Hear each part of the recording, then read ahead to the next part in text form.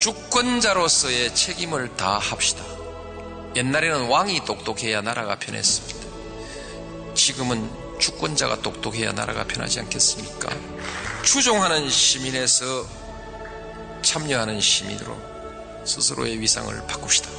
시간의 벽을 넘어 광장이 시민들에게 전하는 노무현 대통령의 이야기, 대통령의 말하기, 위시다마우스.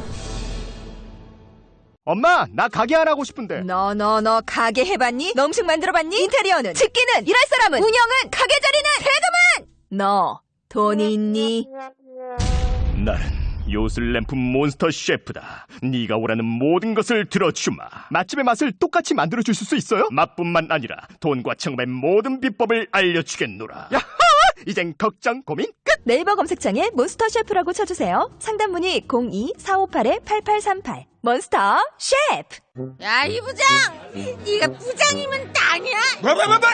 저 인간 저건 쟤 오늘도 술술 풀리고 안 먹고 회수 갔냐? 내일도 신체 상태로 출근하겠구만. 아유. 고려 생활건강 술술 풀리고 음주전 한포가 당신을 지켜드립니다. 특허받은 천연 유래 성분 숙취 해소제 술술 풀리고를 은하계 최저가로 딴지마켓에서 만나보세요. 고민을 넣어주는 친구 쇼한 침대. 쇼한 침대가 고민을 들어준다고? 편안한 저자리의 친구 쇼한 침대. 그렇게 편안하니? 머리부터 발끝까지 너무나 포근한 느낌. 오늘부터 내 친구 쇼한 침대. 어디에 있다고? 딴지마켓에 있네.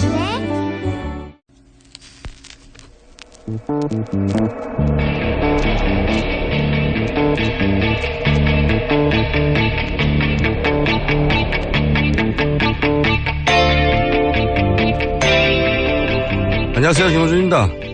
삼성 이재용 부회장의 구속영장 신청을 앞두고 관련 뉴스가 쏟아집니다. 본질은 간단합니다. 삼성의 주장은 우리 동네 조폭 두목이 이 동네에서 장사하려면 내 친구 딸 과자 좀 사주라는데 어떻게 안 사주냐. 할 수 없이 독일 과자 300만 원치 사줬다 이겁니다. 조폭 두목이 달라면 줘야죠. 그런데 삼성은 한 가지 사실을 빼먹고 말하고 있습니다. 300만 원치 독일 과자 사주고 집에 돌아왔더니 조폭 두목이 내 금고에 3억을 넣어줬다는 거. 이렇게 되면 이건 조폭이 아니라 산타죠. 산타 할머니. 이재용 부회장의 구속은 그래서 중요합니다. 그 관계가 거래라고 인정되는 순간 박 대통령은 뇌물수수의 당사자가 됩니다. 이번 특검의 성패가 바로 이 구속 하나에 달려있습니다. 김어준 생각이었습니다.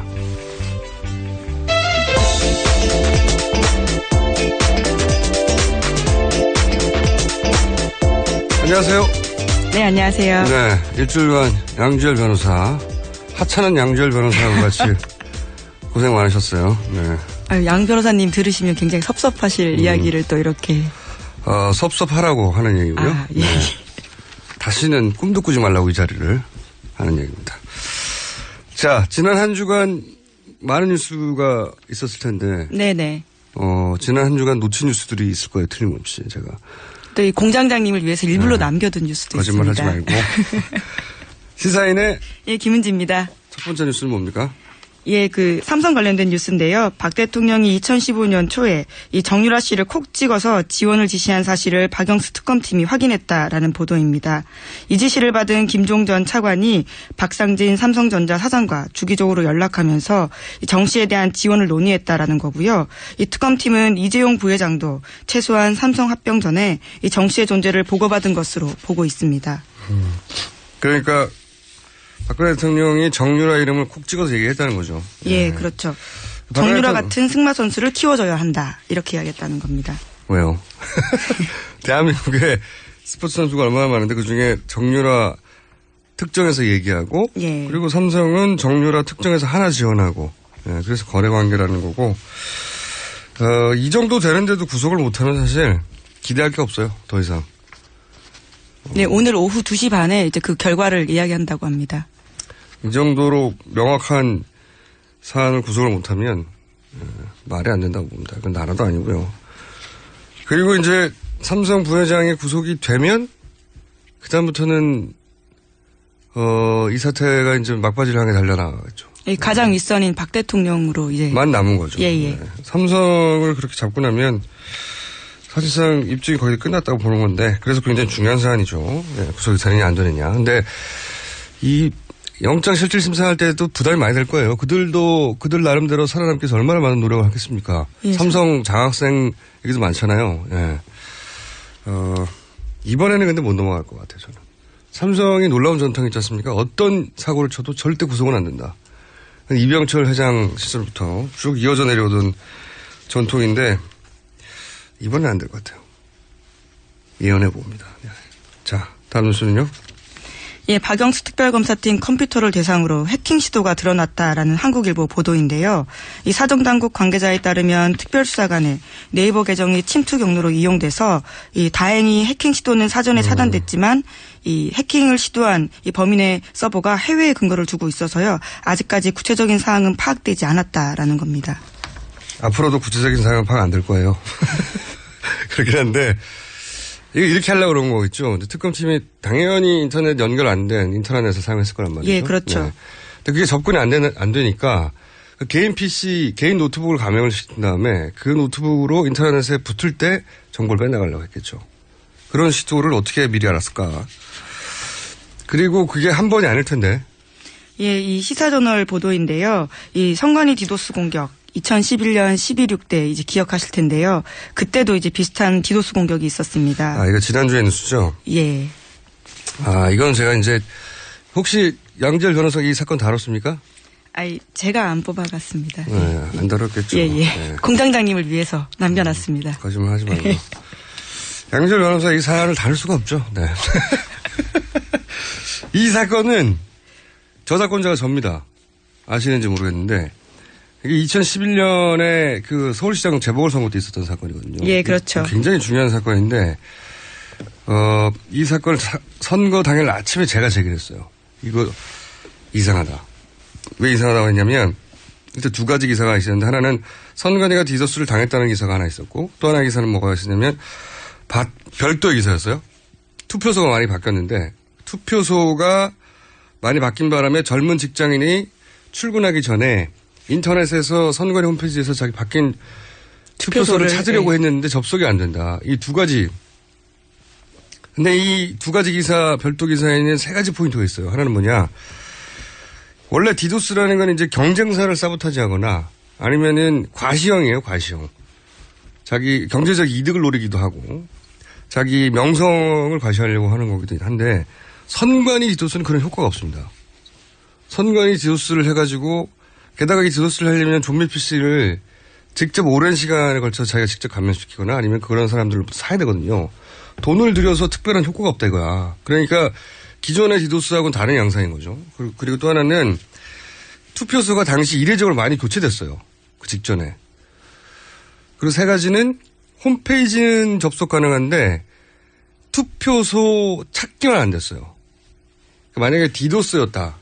그러면은 홈페이지 찾기도 안 될 뿐만 아니라, 그러니까 투표소 찾기 기능도 안 돼야 되지만 홈페이지 자체가 접속이 안 되잖아요. 홈페이지는 접속이 돼. 느리지만. 그런데 그 중에서 투표소 찾기 기능만 안 됐거든요. 다 종합하자면, 당일 아침에 제가 뭐라고 그랬냐면, 이거는 투표소 찾기 기능의 데이터베이스 연결 기능을 끊어버렸다. 끊어버렸고, 디도스는 페인트 모션이다. 목적은 뭐냐?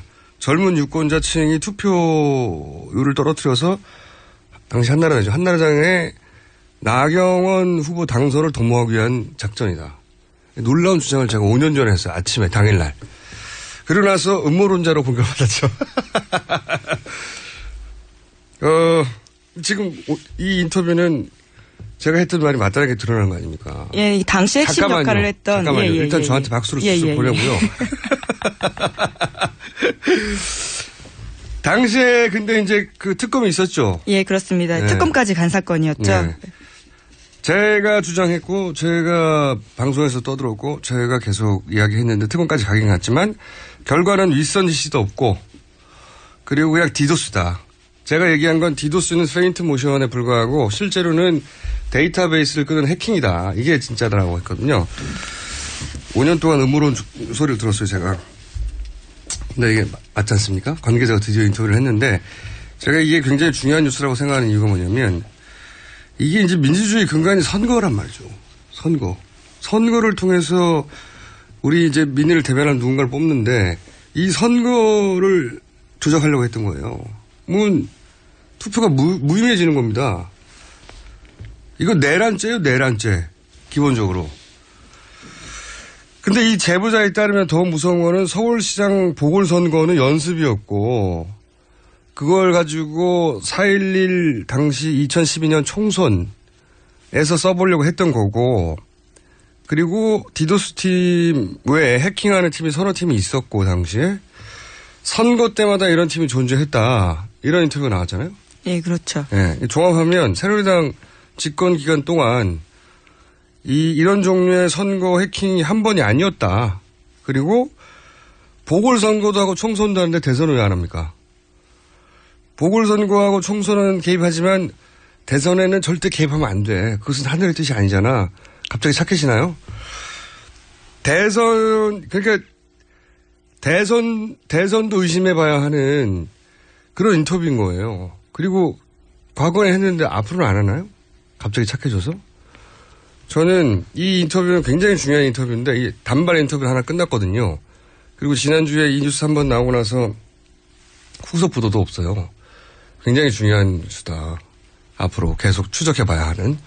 정치인들이 자기 유세만 신경을 쓰지 자기 홍보랑 그렇게 자기를 뽑아주는 이 시스템에는 신경을 안 써요. 최근에 이제 투표소 수개표 발의됐는데 굉장히 중요한 발의라고 보고요. 이 이슈는 저희가 앞으로 몇 개월 동안 계속 추적해 가겠다. 개인 주시 뉴스다. 네. 저작권자로서. 자, 다음 뉴스는요? 예, 다음 뉴스, 최순실 씨가요, 네. 한국관광공사 산하 그랜드 코리아 레저 사장 인사에도 개입한 사실을 확인했다라는 세계일보 보도가 있습니다. 잠시만요. 최순실 씨의 뉴스를 앞으로 다룰 때는 말이죠. 저희가 준비한 음악이 있습니다. 잠깐 들어보세요.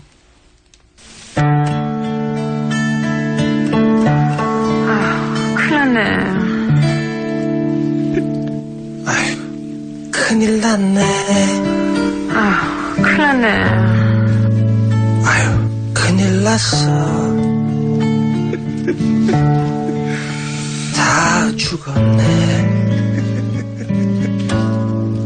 다 죽었어. 자, 지금 들으시는 음악은 말이죠. 최순실 씨 녹취 공개됐잖아요. 네. 그 녹취에 어떤 예술적 감흥을 받으시는 분이 있었어요. 네. 시사 음유 시인이죠. 네.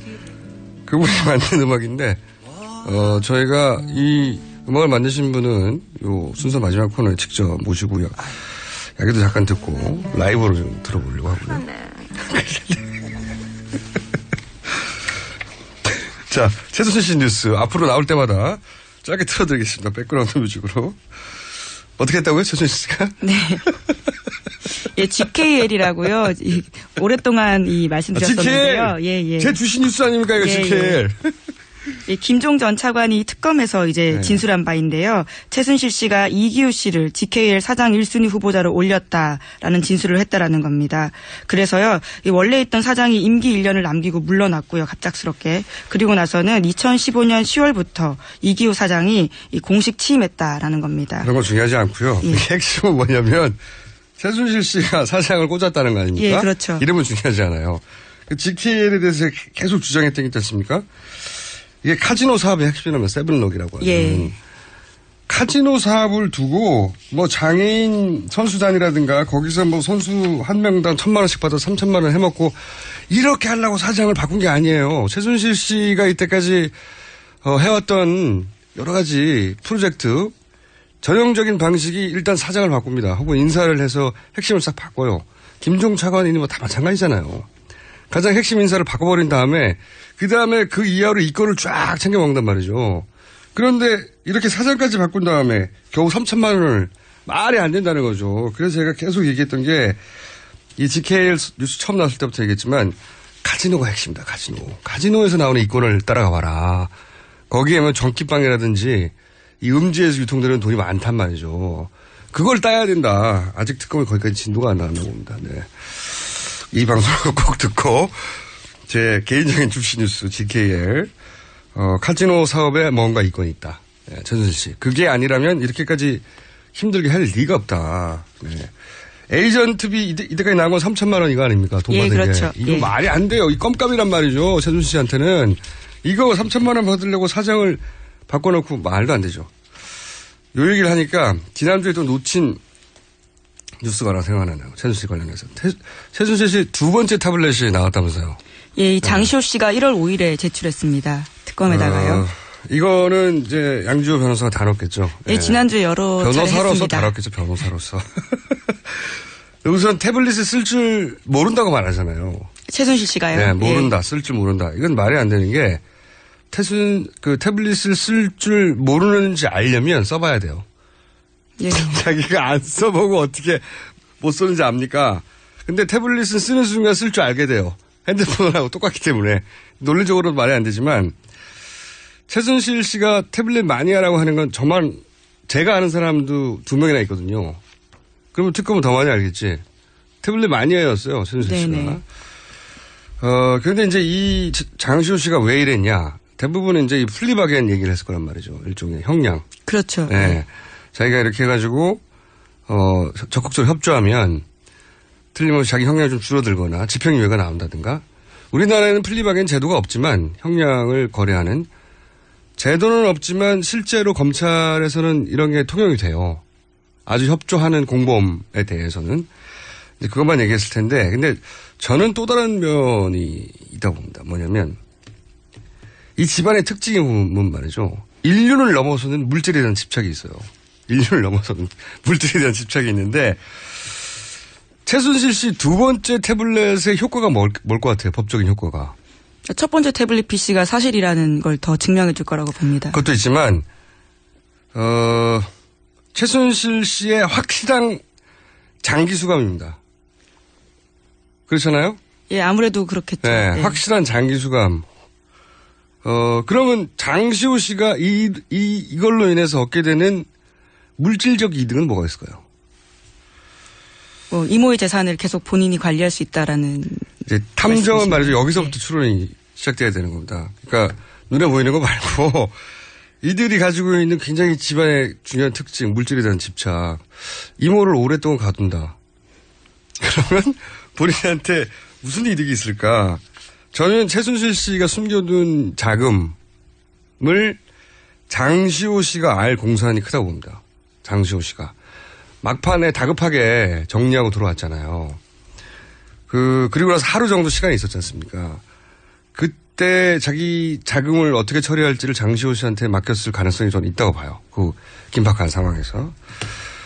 그러니까 이제 이거를 장시호 씨의 시각에서 보면 자기는 아직 젊잖아요. 30대. 이모는 60대지만 자기는 30대란 말이죠. 이모는 그리고 가면 이제 갔다가 돌아오면 끝나잖아요. 그러니까 이모는 보내고 젊은 자신이 그 재산을 차지하려고 했다는 가능성을 따져봐야 된다. 그러니까 사태가 터지고 구속 직전에 자금 처리를 장시호 씨에게 맡기고 장시호 씨가 수감되기 직전에 한동안 잠적했었어요. 예, 특검이 빨리 잡진 않았기 때문에요. 예, 그러니까 검찰 그 특검에 넘어가요. 검찰 당시에 사실 이거 잡으려면 쉽게 잡을 수 있단 말이죠. 그때도 SNS도 했고 휴대폰도 살아 있는데 안 잡았어요. 못 잡았는지. 그리고 중요하지 않다고 생각했을 수도 있고. 근데 저는 여하간 그때 그 기간 동안 자금을 처리했을 가능성이 있다고 봅니다. 그래서 이때 장시호 씨가 만났던 사람들을 파악해 봐야 된다. 동선 파악해 보고. 그러니까 이제 간단하게 얘기하면 장시호 씨가 이모 보내고 내가 그거 차지하려고 했던 가능성 따져봐야 된다고. 그걸 안 따지고 지금 그냥 갑자기 착해져가지고 다 분다? 말이 안 된다고 봅니다, 저는. 말이 안 된다고 봐요. 네. 그거 꼭 특검이 따져봐야 된다, 장시호 씨. 자. 아니, 시간이 벌써 다 됐네? 뉴스 몇 개 안 했는데. 중요한 뉴스만 따져보죠. 지금 가장 많은 뉴스가 네, 아무래도 관련된 반기문 전 총장 얘기겠죠? 네. 반기문 전 총장 얘기가 어디까지 나왔습니까? 예, 지난 12일에 귀국하고 나서요, 연일 이 서민 행보를 이어가고 있습니다. 이제 그런데 동시에요, 또 구설수도 그만큼 오르고 있는데요. 이 14일 날은 이 사회복지시설 꽃동네에 방문해서요, 요양 중인 할머니에게 죽을 떠먹이는 사진이 온라인상에서 논란을 휘말렸었는데, 환자가 침대에 머리를 대고 누워있는 자세로 죽을 떠먹이면 이 기도가 막혀서 긴급 상황이 생길 수도 있다, 이런 비판이 있었고요. 또 이 할머니가 아닌 반 전 총장이 턱바지를 착용하고 있어서요, 이 지적이 되기도 했었습니다. 턱바지? 예. 뭐 이에 대해서 반 총장 쪽에서는요, 이 꽃동네 측의 안내에 따라서 한 행동이다, 이렇게 이야기를 하고 있습니다. 턱받침대를 네. 반 총장이 했던데, 아니 이제 10년간 한국에 안 돌아왔고 일상을 산 지가 오래됐으니까 여러 가지 실수 있겠죠. 지하철에서 돈 넣고 하는 거는 그런 실수는 있을 것 같은데, 이제 끝동네 가가지고 이제 환자한테 떠먹일 때 누워 있는 환자들은 이제 기도가 확보 안 된다 이렇게 먹이면 그런 거 잘 모를 수 있다고 봐요. 하지만 턱받침을 자기가 하는 거는 뭡니까? 이건 웃기잖아요. 네, 턱받침대를 네 침이 많으신가 봐요 본인이. 저는 이걸 웃겼어요. 나머지는 익숙하지 않아서 그렇겠지. 뭐 지하철 10,000원, 20,000원 이것도 20,000원에 한 번에 들어왔다. 이게 10,000원 꺼내려고 하는데 20,000원이 딸려 나왔겠죠. 그건 다 이해하려고 하는데 두 가지가 이해가 안 간댔어요. 하나는 뭐냐면 이 턱받이 본인이 한 거. 본인이 턱받이 하면서 무슨 생각을 했을까요? 보통은 내가 이걸 왜 해야 하지 이렇게 생각할 텐데 그거 하나 하고 방명록 쓰실 때 수첩을 보고 쓰셨죠. 그걸 출력물을 보고 적은 거 이런 거요. 방명록은 이제 간단하게 자기 감상을 적는 거죠, 몇 줄. 그걸 출력물을 내서 적었다는 거는 평상시에 본인의 행태가 드러나는 거거든요. 네. 자기 생각보다는 준비된 워딩을 한다는. 자, 그 두 가지가 저는 인상적이었고, 특히 턱받이 같은 경우에는 이 침샘 쪽을 한번 검진을 받으시는 게 좋겠다 하는 생각이 들고요. 그 외에 반기문 총장 관련해서는 이제 검증 국면에 들어가면 이 조카 얘기가 계속 나오겠죠. 아무래도. 예, 네. 그렇습니다. 반주현 씨가 이미 알려진 것보다 훨씬 전에 기소가 됐었다라는 보도인데요. 지난달 15일에 기소가 됐었고요.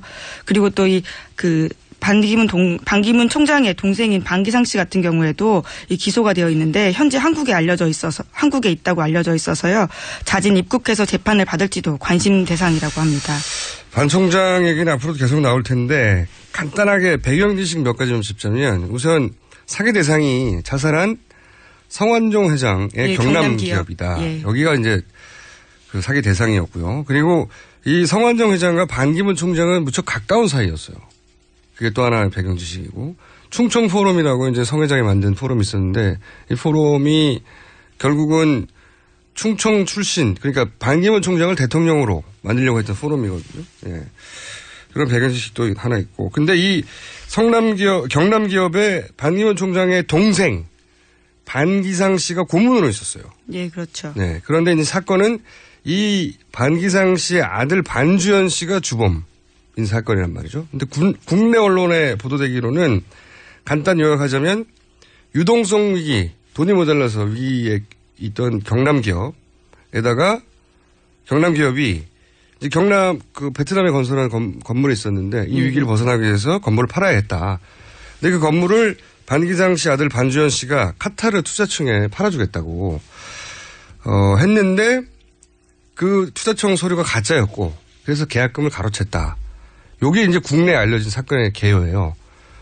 근데 이제 이렇게 보면 굉장히 이상한 사건이죠. 왜냐하면 아버지가 고문으로 있는 회사, 더군다나 그 회장이 자기 회장이 큰아버지 반기문 사무총장하고 굉장히 가까운 회사를 상대로 사기를 쳤다는 거 아닙니까? 말이 안 되잖아요? 이렇게 바라보면 이상한 사건입니다. 말이 안 되는. 근데 이제 이게 우리나라에서는 반쪽만 보도돼서 그런 거예요. 나머지 반쪽을 다 듣고 나면 이해가 가는데 나머지 반쪽은 내일. 네. 우리나라에서 보도된 걸로 보면 말이 안 되는 사건이에요. 아들이 멀쩡한 집안에서 왜 아버지하고 큰아버지가 가깝고 아버지도 공무원인 회사를 상대로 이런 사기를 치냐 이렇게만 요약된단 말이죠. 그런 사건이 아니고 나머지 절반이 제대로 보도 안 돼서 그러는데 나머지 절반은 저희가 내일 다루기로 하고. 자, 마지막으로 요 브리핑 끝나기 전에 아까 말씀드린 예술가 있지 않습니까? 이런 분들 우리가 음유시인이라고 하죠. 음유시인. 근데 제가 보기에는 음주시인에 가까워요. 이런 사안을 노래로 만드신. 자, 안녕하십니까? 네, 안녕하세요. 네.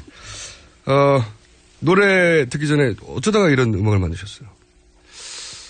이게 최순실 목소리가 공개되고 난 다음에 네. 제가 그날 백반 토론에 이렇게 나오는 걸 보고 어떤 예술적 감흥을 받으셨구나. 네, 그래서 이거는 뭔가 재밌게 좀 해봐야 되겠다. 성함이? 저는 심재경입니다. 낮에는 재무 컨설팅 일을 하고 있고요. 밤에는 이렇게 돌아다니면서 노래를 하고 있습니다. 그리고 젊은 시절엔 대학가요제에 나가셨대요. 네. 수상도 하셨습니까? 네, 에밀레라고요. 83년도에 대상. 네. 아, 대상까지 받으셨다. 네. 거기서 멤버 오셨나요? 네, 노래를 했었죠. 네. 네. 다 잊혀졌죠, 뭐. 자, 그러면 저희가 풀 버전 라이브를 한번, 제가 굉장히 감동을 받았거든요, 이 음악을. 들어보겠습니다.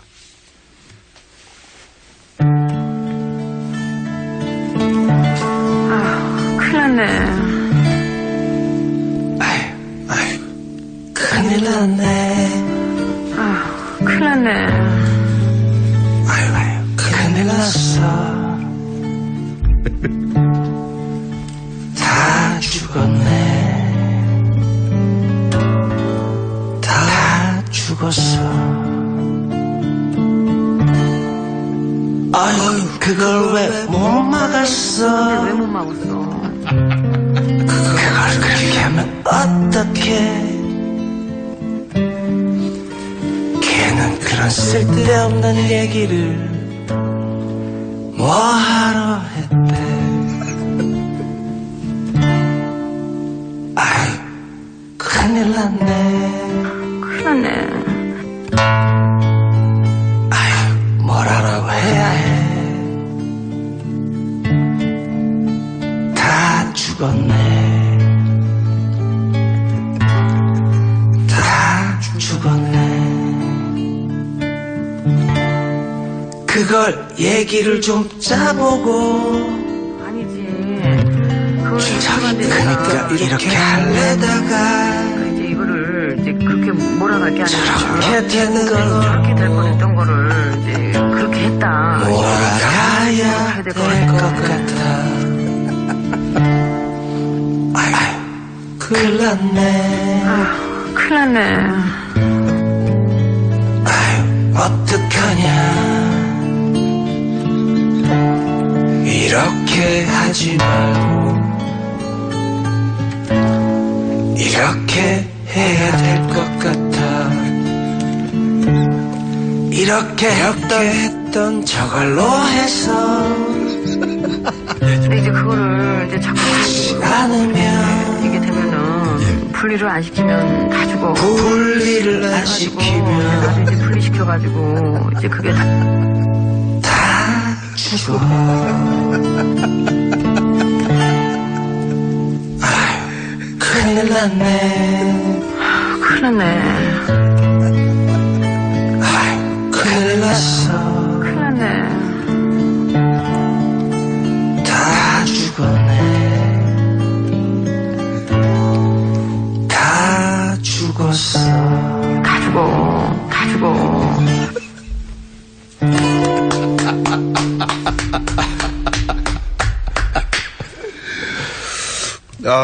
아이 참.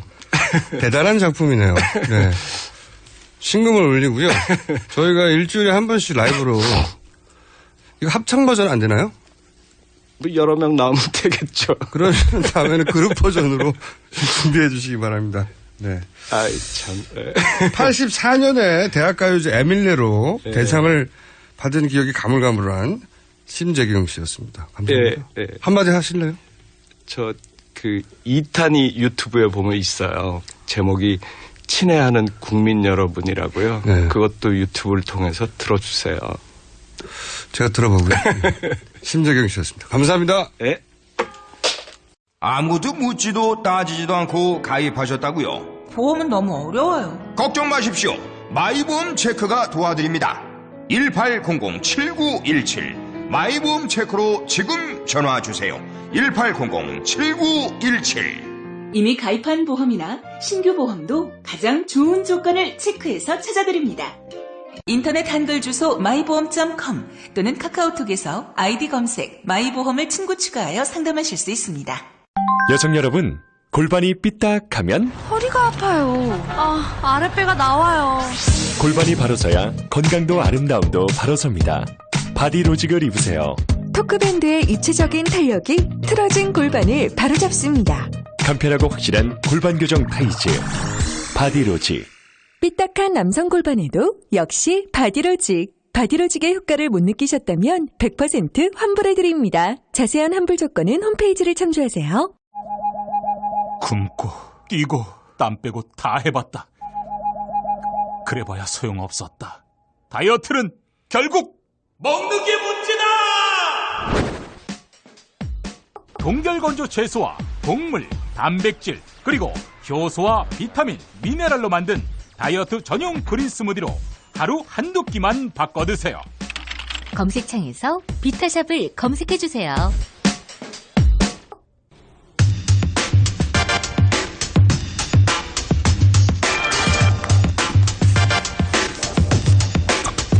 네, 첫 번째 인터뷰입니다. 반기문 전 총장의 귀국 행보로 보아서는 아마도 대선에 참여할 것 같습니다. 그런데 이 반기문 전 총장 이 얘기를 하면 노무현 정부 인사들은 한결같이 비슷한 이야기를 합니다. 네, 정치 이전에 사람의 도리가 아니지 않느냐.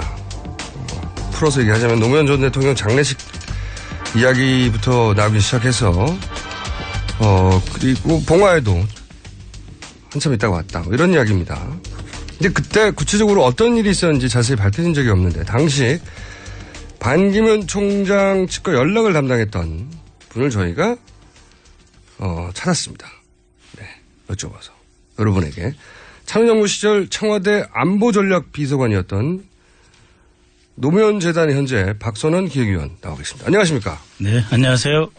네, 이 이야기가 굉장히 많이 회자됐는데 정확하고 네. 구체적으로 무슨 일이 있었는지는 아직 밝혀진 적이 없는데 네.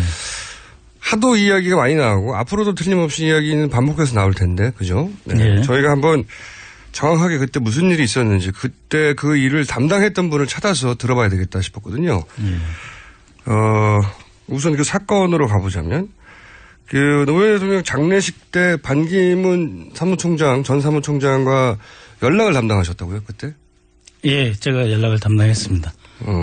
제가 대통령님 서거 직후에 미국 워싱턴 브루킹스 연구소에서 연구 중이었었는데요. 아하. 바로 그 다음날 비행기 타고 봉화에 가서 참배하고 이제 일을 봤었어요. 근데 이제 아무래도 서울에 가서 그 문상객을 좀 맞아야 되겠다. 외국 사절도 많이 오시고 대사관 주재하고 있는 대사관 직원도 많이 오니까 서울로 올라가라. 서울에서 이제 일을 보면서 장의위원회 구성에 관해서 반기문 총장 측하고 연락을 하게 되었습니다. 그때 장의위원으로 반기문 총장 측과 연락을 담당하셨던 거고 네. 직접. 그러면 반기문 총장 측의 담당자는 누구였나요 그때? 그때는 유엔 사무부총장 겸 비서실장 역할을 하던 김원수 씨, 네. 김원수 외무관이었습니다. 그렇군요. 그래 처음에 그러면은 장의위원으로 노무현 대통령 장의위원회에서 반기문 총장 측에 요청한 건 뭐였습니까? 뭘 해달라고 요청했었죠? 아무래도 이제 대통령님께서 너무 비극적으로 또 억울하게 돌아가신 거 아닙니까?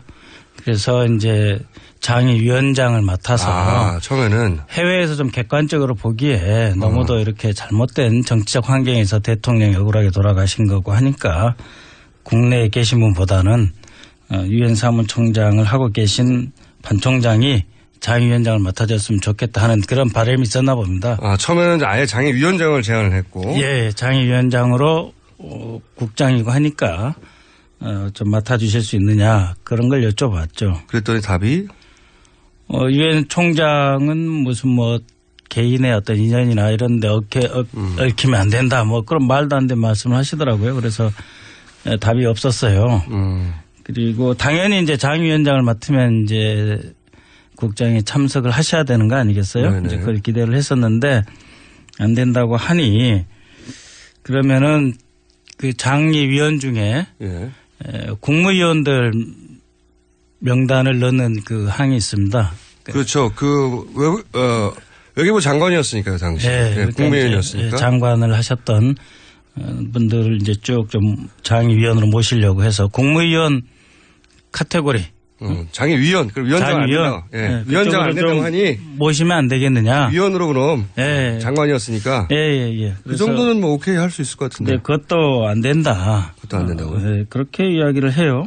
문상도 안 오시고 뭐 조전 그다음에는 그러면 그러니까 장은 안 된다. 오케이. 네. 그러면 장관을 했었고 장관들이 다 이제 위원으로 들어가는데 그 장위위원으로는 안 되겠냐 그랬더니 그것도 안 된다. 그러면 그러니까 이제 그게 싫었나 보죠. 유엔 사무총장 하는 사람을 국무위원 장관급으로 내리냐 이런 느낌이 있었는지는 모르겠지만 어쨌든 그것도 안 된다. 안 된다고 그러시더라고요. 그럼 그 다음 요청한 게 뭡니까? 그래서 저는 더 이상 요청하지 않았습니다. 그래서 뭐 이제 이런 거는 예를 들어서 조문 뭐 예를 들어서 전보라도 보내달라 뭐 이런 거. 그러니까 이제 장위위원장을 하시면 당연히 오시고 추도사도 하시고 하는 거 아니겠어요? 네. 당연히 메시지도 있고. 근데 그걸 다 거부하시는 마당에 너무 좀 비참하게 느낌이 들었어요. 제가 무슨 메시지는 안 되느냐 이런 말을 제가 한다는 게 이상하지 않아요? 그렇지 않습니까? 나라가 다 비통형에 빠졌는데 그런데 그 이후에 어떠한 조치도 없었습니다. 조전도 안 보냈습니까? 예. 200자밖에 안 되는데 200자도 안 된 조전이 참 인색하다는 느낌 많이 들었죠. 아니면 유엔 사무총장이라 뭐 자신의 출신국 정치회사를 참석할 수 없다. 이런 거는 뭐 어떻게든 이해하려고 하면 할 수 있는데 저는 그걸 이해를 못 하거든요. 그러니까 왜냐하면 유엔 직원이든 누구든 간에 대개 국제기구 일하는 사람들 보면 1년에 15일 이상 홈 리브라고 해서 본국에 휴가를 보내줍니다. 그러니까 얼마든지 그 그렇죠, 유엔 총장 타이틀의 공적 행사가 아닌 시간을 한 2박 3일 동남아의 다른 일 보러 왔다가 잠깐 한국에 들릴 수 없습니까? 있죠. 그런 당연히. 일정 얼마든지 만들 수 있는 직책이 바로 유엔 사무총장인데. 자기가 모시던 대통령인데요. 더군다나. 당연히 있죠. 오지 말래도 와야 되는데 제 말은 이제 여러 가지 이유로 못 왔다고 하면 그런 줄 보내는 건 가능할 텐데 그것도 안 보냈다는 거죠. 예. 그거 참 이해하기 어렵네요. 그런데 나중에 이제 고문으로 장위위원 고문으로 이름을 올렸다고? 예, 그랬습니다. 그거는 다른 분들이 부탁했나 봐요. 예, 다른 어르신들이 이제 연락을 좀 취하신 것 같아요. 그리고 장례식 이후에도 사실 이런 태도는 계속 유지됐다 이런 얘기가 있던데, 뭐 조문을 했던 해외 정상들에게 권양숙 여사의 편지를 전달하는 과정에도 문제가 있었다고 하는데 그건 무슨 얘기입니까? 처음 듣는 얘기인데. 이제 국장 끝나고 아무래도 해외 정상급 인사들께서 이제 직접 오신 분도 계시고 조전을 보내주신 분도 계시기 때문에 권양숙 여사님 명의로 답례 편지를 이제 보내는 일을 제가 또 맡았습니다. 그것도 맡으셨고. 네, 그래서 일본에 찾아가서 모리 총리 뵀고요. 네. 직접 편지를 이제 전달하는 역할. 전달을 했습니다. 그래서 모리 총리 뵙고 후쿠다 야소 전 총리 뵈서 전달했고 고이즈미 총리는 지방 일정이 계시다 그래가지고 비서관한테 이제 전달을 했고 누카가 한일 의원 연맹 회장도 직접 뵙고 전달했습니다. 그리고 이제 미 백악관에서 오바마 대통령이 조전을 보내왔었기 때문에 백악관의 그 데니엘 러셀이라고 하는 아시아 담당 보좌관을 제가 백악관 찾아가서 만나서 전달을 했었고요. 오바마 대통령과 노무현 대통령이 같이 일을 했으면 얼마나 멋진 새로운 세계가 됐었겠느냐 하는 그런 회상도 했었습니다. 제가 이제 그 당시에는 워싱턴에 살았기 때문에 뉴욕에 전화를 했습니다.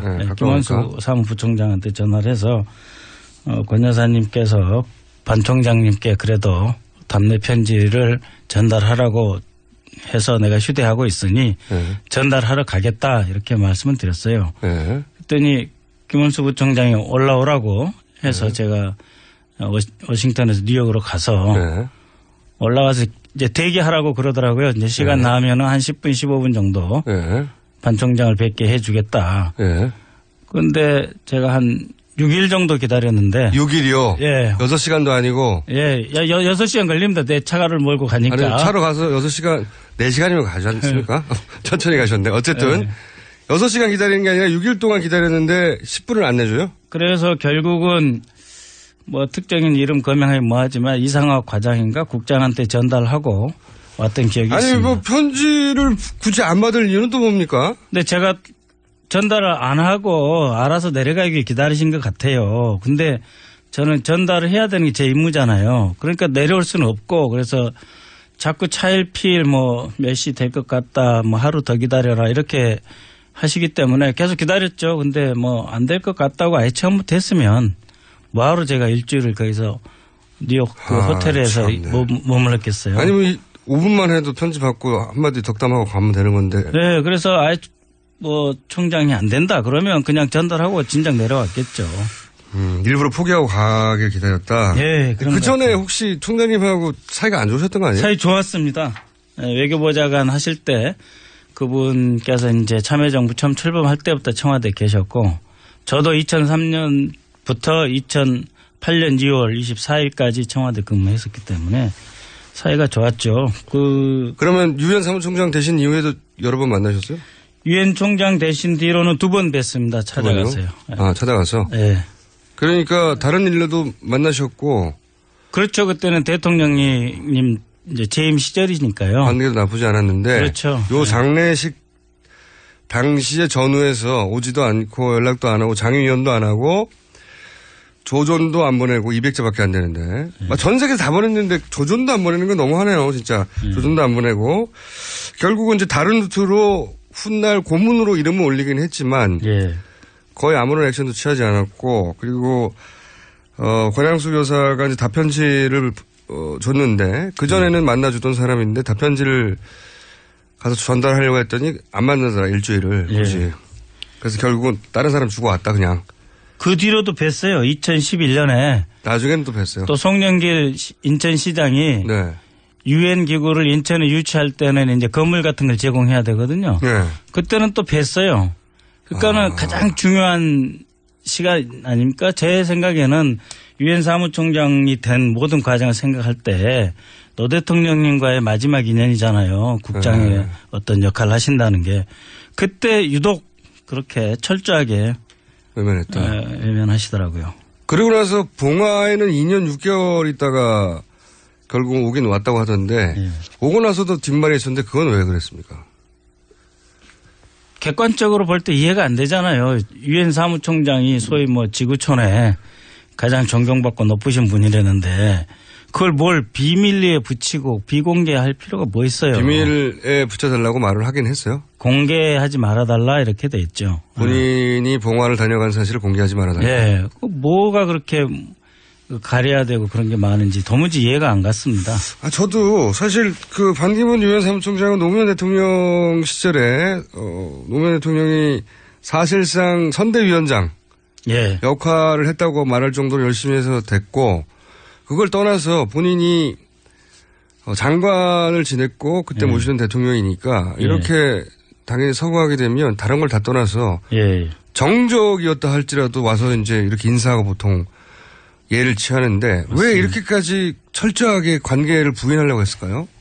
어떻게 보십니까? 지금에 와서는? 그러니까는 방금 이제 공장장님 말씀하신 대로 대통령께서 직접 선거대책위원장처럼 뛰셨고 청와대에도 반기문 총장 특별대책 그 태스크포스도 만들었어요. 그래서 그 안보수석이 그 책임을 맡고 거기에 재경부, 기획예산처, 총리실인 국무조정실 그리고 국정원, 외교부까지 다 참석해서 물심양면으로 어떻게 도와줘야 하나 일정은 물론이고 예산까지 다 책정해서 지원을 해드렸고 당연히 대통령의 지시가 아니면 불가능한 일이죠. 그런데 도대체 왜 이런 태도를 취했을까 정말 궁금했는데. 그게 벌써 한 9년 전인데. 예, 지금 생각해 보니까 아마 네. 박연차 회장 사건하고 관련이 있지 않나 이런 생각을 저는 주관적으로 하고 있습니다. 박연차 회장 사건이라면 2008년에 결국은 노무현 대통령 사망으로 이어진 소위 이제 로비. 예, 박연차 로비의 실체를 파헤치다가 최근의 보도로는 그때 이제 반기문 총장 이름이 거론됐었다 하는 보도가 나오긴 했죠. 예. 근데 그거와 관련이 있다고 보십니까? 저는 도대체 그분이 명예로 살고 나름대로 의전 중시하고 하는 분인데 예. 왜 저럴까 도무지 이해를 못했는데 이제는 이해가 돼요. 왜냐하면 적어도 보도에 나온 것에 기초해서 본다면 예. 박연차 회장이라는 분이 반기문 총장에게 돈을 건넸다는 것을 검찰에 가서 진술했다는 거잖아요. 보도에 따르면 그렇습니다. 예. 물론 이 보도에 대해서 반기문 총장 측은 사실 무근이라고 이제 소송을 제기하려고 하는 거고요. 예.